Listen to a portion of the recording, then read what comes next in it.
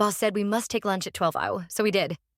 At my old job, we used to have flexible lunch breaks. You could go anytime between 11:30 and 2, as long as someone was covering. It worked just fine. Then a new manager comes in and says, everyone must take lunch at exactly 12 o'clock. No exceptions. Okay then, let's see how this goes. 12 o'clock hits and we all just walk away. Phones are ringing, customers are mid-sentence, but hey, not our problem, right? The boss looked panicked, trying to handle it all. By the time we got back, it was a complete mess. And guess what? The next day, there was a new rule. Lunch between 11:30 and 2 is fine. Oh, so back to normal? Cool, boss. Am I the asshole? User 0 says, the lesson here for new managers is to avoid making changes right away.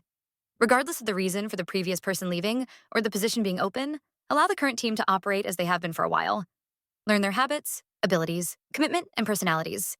Then use that information to adjust schedules, priorities, and responsibilities. Simply sit back and observe for a bit. Walking in and changing things in the first day or week can come across as superior and entitled. Get to know the company and team before doing anything, aside from finding out where the kitchen and restrooms are. User 1 says, some folks aren't meant to lead. User 2 says makes you wonder what they were trying to achieve by setting a strict rule. User 3 says, this issue arises at my job occasionally, but in reverse, there are no lunches or breaks from 11:30 to 1:30. Great. Now, employees, about 8 to 10 of them, scramble to take their breaks and lunches from 1:30 until the end of their shifts, usually 3:30. This typically lasts about a week, but it resurfaces every 6 months or so. People have short memories. User 4 says, I wonder what the manager's reasoning was. Did they not stop to think that if everyone takes off at once, nobody's covering phones? Goodness, how inept. User 5 says, my manager walked in on his first day and said that union breaks were no longer available.